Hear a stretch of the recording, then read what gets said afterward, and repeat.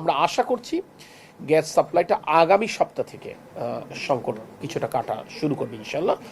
সংকটের কারণটা কম বেশি আমাদের সকলের জানা, সেটা হচ্ছে আমরা গত সপ্তাহ থেকে আসলে সংকট কিছুটা শুরু হয়েছে, হয়তোবা দিনের সাথে সাথে তীব্রতা বৃদ্ধি পেয়েছে। আমরা ইন্ডাস্ট্রিতে বলি, আমরা পাওয়ার প্ল্যান্টে বলি, আমরা বাসা বাড়িতে যে গ্যাস সাপ্লাইটা দিয়ে থাকি সেটা হচ্ছে আমাদের নিজস্ব দেশীয় যেমন উৎপাদন রয়েছে, এর সাথে আমরা আমদানিকৃত এলএনজি আমরা রিগ্যাসিফাই করে আমরা ন্যাশনাল গ্রিডের মাধ্যমে আমরা সাপ্লাই দিয়ে থাকি। তো আমরা এলএনজি এনে থাকি আমদানি করে, সেটা দুটো এফএসআর মাধ্যমে। এখানে একটি তথ্য আপনাদের মনে হয় জানানো দরকার যে আমাদের এই মুহূর্তে প্রতিদিন আমাদের গ্যাসের চাহিদা হচ্ছে ৩৮০০ million cubic feet per day. আমরা সেখানে আমদানিকৃত এলএনজি এবং আমাদের দেশীয় উৎপাদন মিলে আমরা প্রায় ২৭০০ পর্যন্ত মিলিয়ন ঘনফুট আমরা সাপ্লাই দিয়ে থাকি, অর্থাৎ এরপরেও একটা ডেফিসিট থেকে যায়। এর মধ্যে এই যে আমরা ২৭০০ যে সাপ্লাই করে থাকি, এর মধ্যে অ্যারাউন্ড ১৬০০-১৬৫০ হচ্ছে আমরা দেশীয় উৎপাদন, অর্থাৎ প্রতিদিন ১৬০০ মিলিয়ন ঘনফুট। আর আমদানিকৃত এলএনজির মাধ্যমে আমরা ১,০০০ থেকে ১১,০৫০ কি ১১০০ পর্যন্ত আমরা সাপ্লাই দিয়ে থাকি। দেশীয় উৎপাদন ঠিক আছে, কিন্তু আমদানিকৃত এলএনজি আমরা দুটো বেসরকারি এফএসআর তার মাধ্যমে আমরা রিগ্যাসিফাই করে আমরা ন্যাশনাল গ্রিডে সাপ্লাই দিয়ে থাকি। তার মধ্যে একটা বড় ধরনের দুর্ঘটনায় সম্মুখীন হয় গত সপ্তাহে, যার ফলশ্রুতিতে ওই এফএসআর থেকে আমরা তরলীকৃত গ্যাস দেখে এলএনজিকে আমরা গ্যাসিফাই করতে পারছি না, গ্যাসে রূপান্তর করে আমরা ন্যাশনাল গ্রিডে সাপ্লাই করতে পারছি না।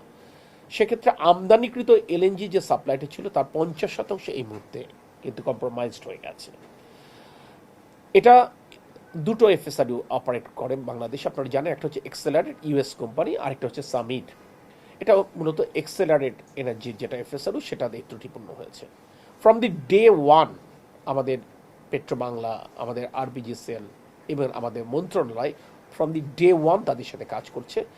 এটা প্রথম দিকে তারা মনে করেছিল যে এই ধরনের সমস্যা, পরবর্তীতে দেখা গেছে ২৪ ঘন্টার মধ্যে এটা প্রথমে ইনিশিয়ালি তারা রিস্টোর করতে পারবে বলে আশা করেছিল। এটা তো টেকনিক্যাল পিপুলও তাদের, অর্থাৎ প্রাইভেট কোম্পানি।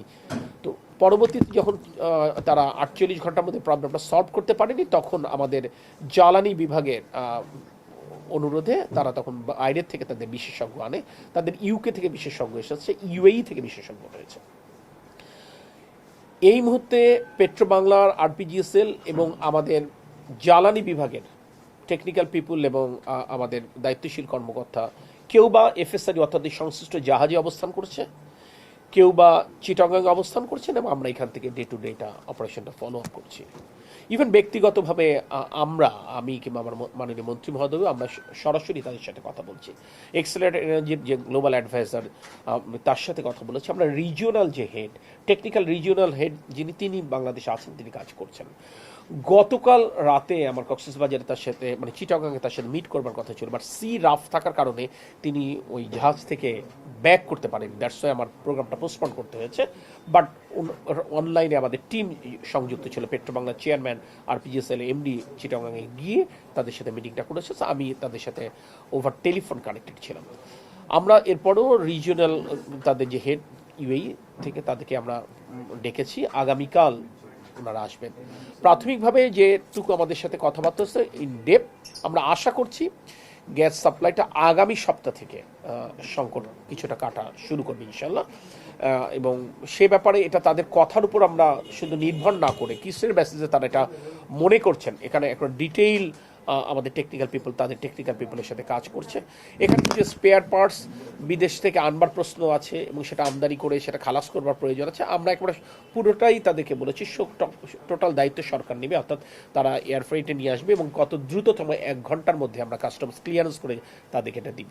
সো আমাদের তরফ থেকে সকল প্রচেষ্টা অব্যাহত রয়েছে। তথাপি আমরা জানি যে বাসা বাড়িতে আমাদের মা বোনেরা যারা গৃহিণীরা সংসারের রান্নার কাজে প্রতিদিন তারা চ্যালেঞ্জ অনুভব করছেন। ইন্ডাস্ট্রিজগুলো তাদের প্রোডাকশন তাদেরকে কম্প্রোমাইজ হয়েছে। সিএনজি স্টেশনগুলো আপনার গণপরিবহনের ক্ষেত্রে একটাই হয়েছে।